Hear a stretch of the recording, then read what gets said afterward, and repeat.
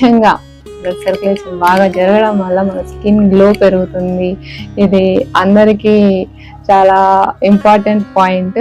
మనం అందంగా కనిపిస్తాము అంటే ఎవరు చేయకుండా ఉంటారు చెప్పండి. సో మిస్ అవ్వకుండా రోజు ప్రాక్టీస్ చేయండి కపాలభాతి ప్రాణాయామము.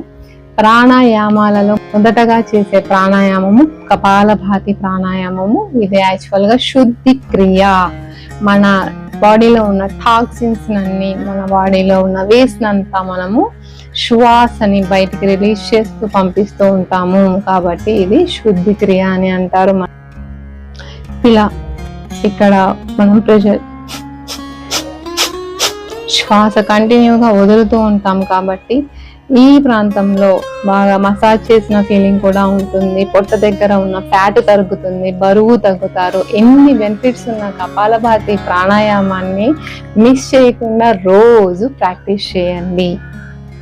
నెక్స్ట్, ఈ ప్రాణాయామము ఎవరు చేయకూడదు అంటే ఎవరైతే హార్ట్ ప్రాబ్లమ్స్తో బాధపడుతున్నారో, ఎవరైతే హై బీపీతో సఫర్ అవుతున్నారో వాళ్ళు, మరియు